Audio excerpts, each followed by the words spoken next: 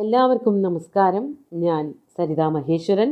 ഇന്ന് ശ്രീകൃഷ്ണവിലാസ മഹാകാവ്യത്തിൻ്റെ 9ാമത്തെ സർഗത്തിലെ അവസാനത്തെ 2 ശ്ലോകങ്ങൾ 139, 140 എന്നീ 2 ശ്ലോകങ്ങളാണ് നമ്മൾ പഠിക്കാൻ പോണത്.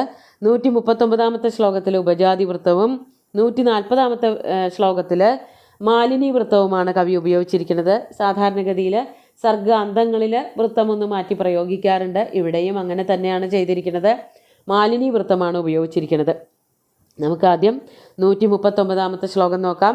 ബ്രഹ്മാവ് ശ്രീകൃഷ്ണനും ബലരാമനും കൂടിയിട്ടുള്ളതായ സമ്മാനമൊക്കെ കൊടുത്തു കഴിഞ്ഞ് തിരിച്ചു പോകുന്ന കഥയൊക്കെയാണ് പറയണത്. ശ്ലോകം നോക്കൂ.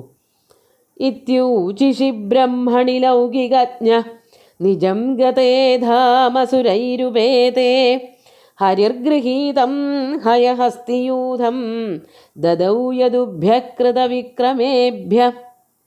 ആദ്യം പദച്ഛേദം പറയാം. ഇതി ഊചിഷി ബ്രഹ്മണി ലൗകികജ്ഞ നിജം ഗതേ ധാമ സുരൈഹി ഉപേതേ ഹരി ഗൃഹീതം ഹയഹസ്തിയൂഥം ദദൗ യദുഭ്യ കൃതവിക്രമേഭ്യ. നമുക്ക് അന്വയത്തിലേക്ക് കടക്കാം. ഇവിടെ പറയാണ് ലൗകികജ്ഞ ഇത്യൂചുഷി. ലൗകികജ്ഞനായിട്ടുള്ള ആ ബ്രഹ്മാവ് ഇപ്രകാരം പറഞ്ഞിട്ട്. ലൗകികജ്ഞ എന്ന് പറഞ്ഞാൽ ലൗകികം ജ്ഞാനാതീതി ലൗകികജ്ഞ. ലോകത്തിലെ വ്യവഹാരങ്ങളെ പറ്റിയൊക്കെ നല്ല ജ്ഞാനമുള്ള ആളാണ് ബ്രഹ്മാവ്. ആ ബ്രഹ്മാവ് ഇപ്രകാരമൊക്കെ പറഞ്ഞിട്ട് ഇത്യൂചുഷി സുരൈഹി ഉപേതേ ബ്രഹ്മണി നിജം ധാമഗതേ സതി. സുരന്മാരോടൊക്കെ കൂടിയിട്ട്, ദേവേന്ദ്രനോടും മറ്റു സുരന്മാരോടും ദേവന്മാരോടൊക്കെ കൂടിയിട്ടാണ് ബ്രഹ്മാവ് ബാലകന്മാരായിട്ടുള്ള ശ്രീകൃഷ്ണനെയും ബലരാമനെയും കാണാൻ വന്നത് എന്ന് പറഞ്ഞു. അപ്പോൾ അതിനുശേഷം ഈ കാര്യങ്ങളൊക്കെ പറഞ്ഞതിന് ശേഷം ബ്രഹ്മാവ് ദേവന്മാരോടൊക്കെ കൂടി തന്നെ, അവിടെ പിന്നെ ആരും നിന്നില്ല, എല്ലാവരോടും കൂടി ഇന്ദ്രനോടും വായു വരുണൻ തുടങ്ങിയിട്ടുള്ള എല്ലാ ദേവന്മാരോടും കൂടിയിട്ട് നിജം ധാമഗതേ അവരവരുടെ വാസസ്ഥാനത്തേക്ക്, ബ്രഹ്മാവ് എവിടെയാണോ വസിക്കുന്നത് സത്യലോകം അവിടേക്ക്, അതുപോലെ ഇന്ദ്രൻ അങ്ങനെയുള്ളവരൊക്കെ സ്വർഗലോകത്തിലേക്കും അവരൊക്കെ അവരവരുടെ ധാമങ്ങളിലേക്ക് ഇരിപ്പിടങ്ങളിലേക്ക് പോയപ്പോൾ സതിസപ്തമി ഹരി. അതിനുശേഷം ഹരി എന്താണ് ചെയ്തത്? ശ്രീകൃഷ്ണൻ എന്താ ചെയ്തത്? ഗൃഹീതം ഹയഹസ്തിയൂഥം, തനിക്ക് ലഭിച്ചതായിട്ടുള്ള ഹയങ്ങളുടെയും ഹസ്തികളുടെയും കൂട്ടം. ഹയം കുതിര, ഹസ്തി ആന. കുതിരകളുടെയും ആനകളുടെയും കൂട്ടം എന്ന് പറഞ്ഞതുകൊണ്ട് ഈ യുദ്ധം ഇടയ്ക്ക് വച്ച് നിർത്തി ജരാസന്ധൻ തൻ്റെ കൊട്ടാരത്തിലേക്ക് മഗധരാജ്യത്തിലേക്ക് പോവുകയാണല്ലോ ഉണ്ടായത്. അപ്പോൾ അവിടെ ധാരാളമായിട്ട് കുതിരകളും ആനകളുമൊക്കെ ശേഷിച്ചു. യുദ്ധം കഴിഞ്ഞതിന് ശേഷം ധാരാളം കുതിരകളെയും ആനകളെയും ഒക്കെ കിട്ടുകയാണ് ഉണ്ടായത്. നാണം കെട്ടിട്ടാണ് ജരാസന്ധൻ പോയത്. അതുകൊണ്ട് കാര്യമായിട്ട് ഇങ്ങോട്ട് കൊണ്ടുവന്ന ഒന്നിനെയും അങ്ങോട്ട് കൂട്ടിക്കൊണ്ട് പോയില്ല. മോശമായിട്ടാണ് തിരിച്ചു പോയത്, നാണം കെട്ടാണ് പോയത്. അതുകൊണ്ട് ശിഷ്ടം അവിടെ അവശേഷിച്ചവരായ ഗൃഹീതം ലഭിച്ചവരായ ഹയ ഹസ്തി യൂഥത്തെ, കുതിരകളുടെ കൂട്ടത്തെയും ആനകളുടെ കൂട്ടത്തെയും, ഹയ യൂഥം ഹസ്തി യൂഥം, യൂഥം എന്നുള്ളത് രണ്ടിലേക്കും അന്വയിക്കണം. ഇവരെയൊക്കെ തന്നെ കൃതവിക്രമേഭ്യ യദുഭ്യ ദദൗ, തൻ്റെ കൂടെ നിന്ന് യുദ്ധത്തിൽ സഹായിച്ചവരായിട്ടുള്ള യാദവന്മാർക്ക് കൊടുക്കുകയും ചെയ്തു. ശ്രീകൃഷ്ണൻ എടുത്തില്ല. മഗധയിൽ നിന്ന് കിട്ടിയ കുതിരകളെയോ ആനകളെയോ ഒന്നും ശ്രീകൃഷ്ണൻ സ്വന്തമാക്കിയില്ല. പകരം അവയെയൊക്കെ തൻ്റെ കൂടെ നിന്നവരായിട്ടുള്ള യാദവന്മാർക്ക്, ആ യാദവ കുലത്തിലെ രാജാക്കന്മാർ ആരൊക്കെ തൻ്റെ കൂടെ നിന്നുവോ യുദ്ധം ചെയ്തുവോ മഗധ സൈന്യത്തെ തോൽപ്പിക്കാൻ വേണ്ടിയിട്ട് പ്രയത്നിച്ചുവോ അവർക്കെല്ലാവർക്കുമായിട്ട് വീതിച്ചു നൽകി. അതാണ് യദുഭ്യ ദദൗ. ഒന്നുപോലും തനിക്കായിട്ട് എടുത്തില്ല, എല്ലാം ദാനം ചെയ്തു. യാദവന്മാർക്കായിട്ട് എല്ലാവരെയും ഈ പറഞ്ഞ കുതിരകളെയും ആനകളെയും രഥങ്ങളെയും ഒക്കെ കൊടുക്കുകയാണ് ഉണ്ടായത് എന്നാണ് ഇവിടെ കവി പറയണത്. അങ്ങനെ ഈ ഒരു വിഷയം ഇവിടെ അവസാനിക്കുകയാണ്. അടുത്തൊരു ശ്ലോകത്തിൽ ശ്രീകൃഷ്ണൻ തിരിച്ചു പോരണ കഥ. അത് ഏതൊരു പുരിയിലേക്കാണ് വരണത് എന്ന് വ്യക്തമാക്കിയിട്ടില്ല കവി. മധുരാപുരിയിലേക്കാണോ ബ്രഹ്മാവ് പണിത് സമ്മാനമായിട്ട് കൊടുത്ത ദ്വാരകയിലേക്കാണോ എന്നുള്ളത് വ്യക്തമല്ല. വർണ്ണിക്കുന്നത് കേട്ടാൽ ദ്വാരകയിലേക്കാണെന്നാണ് തോന്നുന്നത്. നമുക്കാദ്യം ശ്ലോകം ചൊല്ലാം. അഥ പുരവനിതാനാം പ്രേമഗർഭൈഃ കടാക്ഷൈഃ കുവലയദളലോലശ്യാമളൈർവിദ്യമാന കഥമപി യദുവീരഃ പ്രാപരമ്യം സഹർമ്മ്യം പവനവലനവെല്ലത്കേതുമാലാകുലാഭ്രം. ഈ ഒരു ശ്ലോകം എടുത്ത് നോക്കുമ്പോൾ ല എന്നുള്ളൊരു അക്ഷരത്തിൻ്റെ ആവർത്തനം ധാരാളമായിട്ട് കാണാനുണ്ട്. രണ്ടാമത്തെ വരിയിലും അതുപോലെ നാലാമത്തെ വരിയിലും അനവധി തവണ ല എന്നുള്ള അക്ഷരം പ്രയോഗിച്ചിട്ടുണ്ട്. ഇവിടെ സന്തോഷ സമ്പൂർണനായിട്ടുള്ള ശ്രീകൃഷ്ണൻ്റെ മടങ്ങി വരവാണ് വർണ്ണിക്കുന്നത്. നമുക്ക് ആദ്യം പദച്ഛേദം പറയാം. അഥ പുരവനിതാനാം പ്രേമഗർഭൈ കടാക്ഷൈ കുവലയദളലോലശ്യാമളൈ വിദ്യമാന കഥം അഭി യദുവീര പ്രാപ രമ്യം സ ഹർമ്മ്യം പവനവലനവേല്ലത്കേതുമാലാകുലാഭ്രം. അതൊറ്റ വാക്കാണ്. നാലാമത്തെ വരി ഒരു വാക്കായിട്ടാണ് നിൽക്കുന്നത്. ഇവിടെയൊക്കെ ല ല എന്നുള്ള അക്ഷരം ആ ഒരു വളരെ ലളിതമായ ലഘുവായിട്ടുള്ള മനസ്സോട് കൂടിയിട്ടുള്ള ശ്രീകൃഷ്ണൻ്റെ തിരിച്ചുവരവിനെ പറ്റിയിട്ടാണ് ഇവിടെ പറയണത്. അഥ അനന്തരം പുരവനിതാനാം, പുരവനിതകൾ പുരന്ധ്രിമാർ, മധുരാപുരിയിലോ അല്ലെങ്കിൽ ആദ്യം പറഞ്ഞതായ ബ്രഹ്മാവ് കൊടുത്ത സമ്മാനമായിട്ടുള്ള ദ്വാരകാപുരിയിലെയോ പുരന്ധ്രിമാർ, അവരുടെ കുവലയദളലോലശ്യാമളൈ പ്രേമഗർഭൈ കടാക്ഷൈ, പ്രേമഗർഭങ്ങളായിട്ടുള്ള കടാക്ഷങ്ങൾ. പുരന്ധ്രിമാരുടെ നോട്ടം മുഴുവനും പ്രേമപൂർണമായിരുന്നു. ഭഗവാനെ നോക്കിയത് മുഴുവനും പ്രേമപൂർണമായിട്ടുള്ള നോട്ടങ്ങളായിരുന്നു. അത് ആദ്യം തന്നെ ബ്രഹ്മാവ് പറഞ്ഞുല്ലോ. അതിന് പ്രത്യേകിച്ച് ഇനി ആളെ തപ്പേണ്ട കാര്യമൊന്നുമില്ല.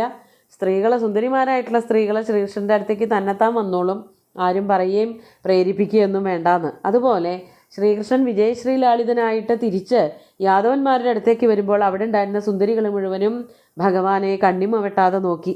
ആ നോട്ടങ്ങളിലൊക്കെ പ്രേമം നിറച്ചു വച്ചിരുന്നു. അതാണ് പ്രേമഗർഭൈഹി, പ്രേമം നിറഞ്ഞു നിൽക്കുന്നതായ കടാക്ഷൈഹി, കടാക്ഷങ്ങളാൽ. പിന്നെ എങ്ങനെയുള്ളതായിരുന്നു ആ കടാക്ഷങ്ങൾ? കുവലയദളലോലശ്യാമളൈഹി, കുവലയദളം കരിങ്കൂവളപ്പൂവിൻ്റെ ഇതള്, അതുപോലെ കറുത്ത മിനുത്ത നോട്ടങ്ങൾ. കുവലയദള ലോലശ്യാമളൈഹി, ആ കുവലയദളങ്ങൾ കാറ്റത്ത് ഇളകുമ്പോൾ അവയ്ക്കൊരു ചാഞ്ചല്യം ഉണ്ടാവും. അതുപോലെ തന്നെ അവരുടെ കറുപ്പും സൗന്ദര്യവുമൊക്കെ അതുപോലെയാണ് സുന്ദരിമാരായിട്ടുള്ള പുരന്ധ്രിമാരുടെ നോട്ടവും അത്രേ. അവരങ്ങനെ ഇമ വെട്ടിക്കൊണ്ട് ശ്രീകൃഷ്ണനെ തന്നെ നോക്കിക്കൊണ്ട് നിൽക്കുകയാണ്. വളരെ വീരോചിതമായിട്ടുള്ളൊരു സ്വീകരണം. ഇത്രയ്ക്ക് മിടുക്കന്മാരായിട്ടുള്ള ബാലകന്മാരായിരുന്നോ അല്ലെങ്കിൽ യുവാക്കളായിരുന്നോ ഈ ശ്രീകൃഷ്ണനും ബലരാമനും എന്നുള്ളത് പുരന്ധ്രിമാർ വൈകി അറിയാൻ. ഈ യാദവന്മാർ എല്ലാവരും കൂടി ചേർന്നുകൊണ്ട് ജരാസന്ധനെ തോൽപ്പിച്ച് വന്നപ്പോഴാണ് ഈ യുവാക്കളുടെ മിടുക്ക് അവർ തിരിച്ചറിഞ്ഞത്. അങ്ങനെ അവർ ഇടതടവില്ലാതെ ഇങ്ങനെ നോക്കിക്കൊണ്ടിരിക്കുമ്പോൾ പ്രേമഗർഭൈഹി കടാക്ഷൈഹി വിദ്യമാനഹ, ആ കടാക്ഷങ്ങളാൽ മുറിവേൽക്കപ്പെട്ടുകൊണ്ട്. വിദ്യമാനഹ എന്ന് പറഞ്ഞാൽ അങ്ങനെയാണ്. ശരിക്കും കടാക്ഷങ്ങളെ കൊണ്ട് മുറിവേൽക്കാൻ പറ്റുമോ? ഒരു കത്തിയോ അസ്ത്രമോ അമ്പോ ഒക്കെ പ്രയോഗിക്കുമ്പോഴല്ലേ മുറിവേൽക്കുക. പക്ഷേ ഇവിടെ ഈ നോട്ടം എന്ന് പറയുന്നത് കാമദേവൻ്റെ അസ്ത്രങ്ങളായിരുന്നു. അതുകൊണ്ടാണ് ഭഗവാന്റെ നെഞ്ചിലൊക്കെ മുറിഞ്ഞ പാടുകൾ ഉണ്ടായത്. അത് വെറുതെ വർണ്ണിക്കുകയാണ്, അതിശയോക്തി കലർത്തി സൗന്ദര്യത്തോട് കൂടിയിട്ട് വർണ്ണിക്കുകയാണ്. കവി പറയാണ്, അങ്ങനെയുള്ള കടാക്ഷങ്ങളാൽ മുറിവേൽക്കപ്പെട്ടുകൊണ്ട് ആ ഹൃദയത്തിൽ വന്ന് തറയ്ക്കുന്നതായിട്ടുള്ള നോട്ടങ്ങൾ, ആ നോട്ടങ്ങളെ കൊണ്ട് വേപധുപൂണ്ടവനായ ശ്രീകൃഷ്ണൻ പ്രേമഗർഭൈഹി കടാക്ഷൈഹി വിദ്യമാനസ്സ യദുവീര പവനവലനവേല്ലത്കേതുമാലാകുലാഭ്രം രമ്യം ഹർമ്മ്യം കഥമപി പ്രാപ. തൻ്റെ രമ്യമായിട്ടുള്ള ഹർമ്മ്യത്തിലേക്ക്, കൊട്ടാരത്തിലേക്ക് എങ്ങനെയൊക്കെയോ തിരിച്ചെത്തി. കഥമപി, എങ്ങനെയൊക്കെയോ എന്ന് പറഞ്ഞത് ഇവരുടെ നോട്ടങ്ങളെ കൊണ്ടൊക്കെ വല്ലാതെ സന്തോഷഭരിതനായി, ആഹ്ലാദഭരിതനായി, സ്ത്രീകളുടെ മനസ്സിൽ സ്ഥാനം ലഭിച്ചതിൻ്റെ ആഹ്ലാദം വേറെ. അങ്ങനെയൊക്കെ ആലോചിച്ച് എന്തൊക്കെയോ ചിന്തിച്ചുകൊണ്ട് പതുക്കെ പതുക്കെ തൻ്റെ കൊട്ടാരത്തിലേക്ക് തിരിച്ചെത്തി.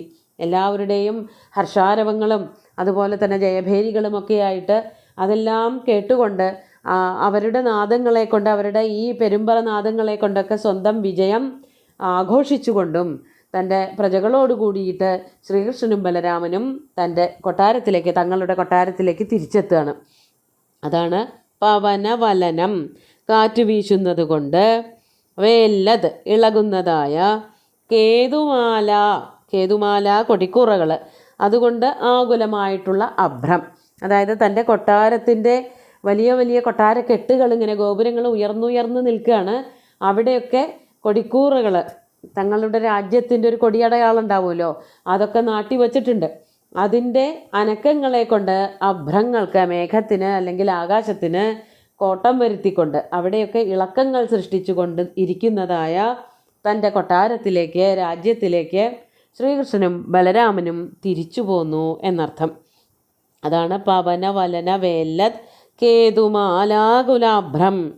കേതുമാലകൾ ഇങ്ങനെ ഇടതടവില്ലാതെ പറന്നുകൊണ്ടിരിക്കുന്ന, ആകാശത്ത് പറന്നു പാറി കളിച്ചു കൊണ്ടിരിക്കുന്നതായ തൻ്റെ കൊട്ടാരത്തിലേക്ക് ശ്രീകൃഷ്ണനും ബലരാമനും, പ്രത്യേകിച്ച് ശ്രീകൃഷ്ണൻ എങ്ങനെയൊക്കെയോ തിരിച്ചെത്തി. എങ്ങനെയൊക്കെയോ എന്നുള്ളത് കൊണ്ട് ബുദ്ധിമുട്ടല്ല, ആഹ്ലാദം കൊണ്ട് തിക്കി തിരക്കി ജനങ്ങളുടെ ഇടയിലൂടെ തൻ്റെ കൊട്ടാരത്തിലേക്ക് തിരിച്ചെത്താൻ കുറേ അധികം സമയമെടുത്തു എന്നർത്ഥം.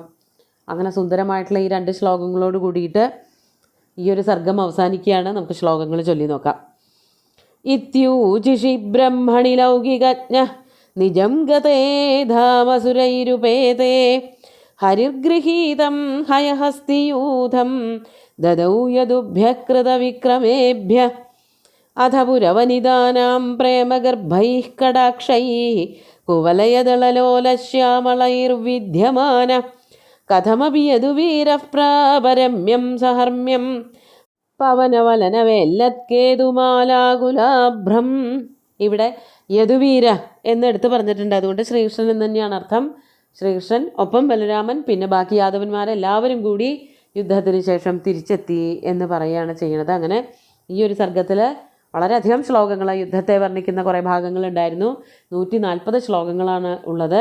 എല്ലാ ശ്ലോകങ്ങളും 140 ശ്ലോകങ്ങളും ഗുരുവായൂരപ്പൻ്റെ കാൽക്കൽ സമർപ്പിച്ചുകൊണ്ട്, ഗുരുവായൂരപ്പനെ സാഷ്ടാംഗം നമസ്കരിച്ചുകൊണ്ട് എല്ലാവർക്കും ശുഭദിനം നേർന്ന് നിർത്തട്ടെ. നന്ദി.